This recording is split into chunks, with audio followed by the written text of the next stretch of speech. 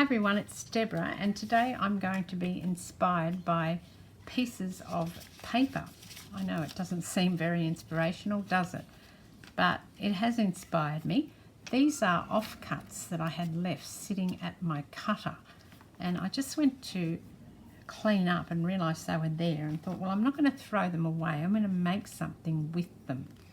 And this is what I made. I actually did film this already and then realised I didn't have the camera turned on, so a bit of a problem. I'll do it again though, but this is what I've made. I've made a little journaling spot, and it's just adorable, isn't it? Gorgeous.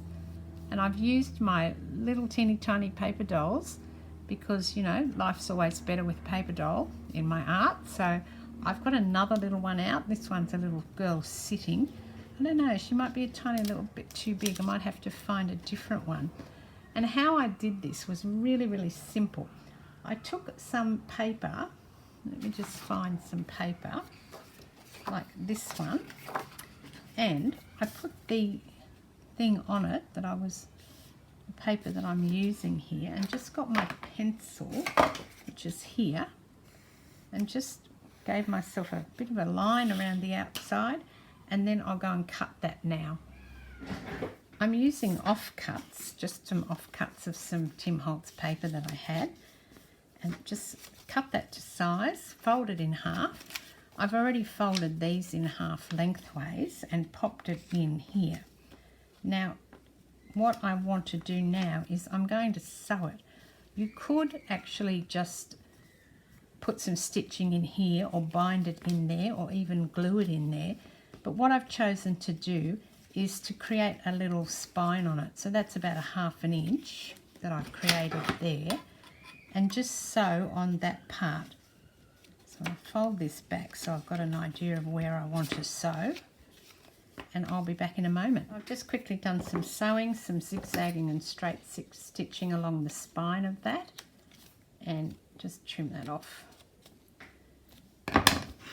And I've got another pack of my paper dolls out because there's a little one in here that might fit better, I think. Oh, of course she's right at the end. Now, all little paper dolls are not created equal because you can see the vast difference in size.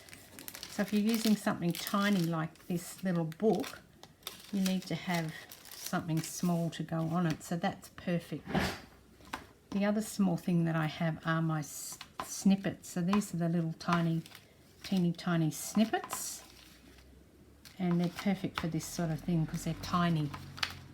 I just need to find something that's going to go. I probably want some colour in there, I think. I don't want it to be too dull, but I think that's way too big for her. It's kind of drowning her a little bit, isn't it? Yeah, just a little bit. Actually, I don't know where these have gone. Here, I've got a little flower in here. That might look cute, and it'll give me some colour for her. And she's sitting down, so I need something for her to sit upon. I just don't want to have her floating in the air like that. So she can sit upon this sticker. I can bring it down a little bit more, that little bit of ephemera, and I can put the flower underneath it like that. Yeah, that'll look cute. Okay, let's put all that down. Put the glue on the correct side of it. Honestly, I need to put my brain into gear today. And then I'll sit her on top of that, also over the flower. That's gorgeous. Her legs are so little. So she's probably only about 1 inch and a little bit tall, this one. Let's see. Yeah, she's about 1.5 inches tall. So these leftovers that I had were just when I made something the other day. I cut the edges off these paper, this writing paper. And it's always good to use everything, isn't it? So there you go. I've now got 2.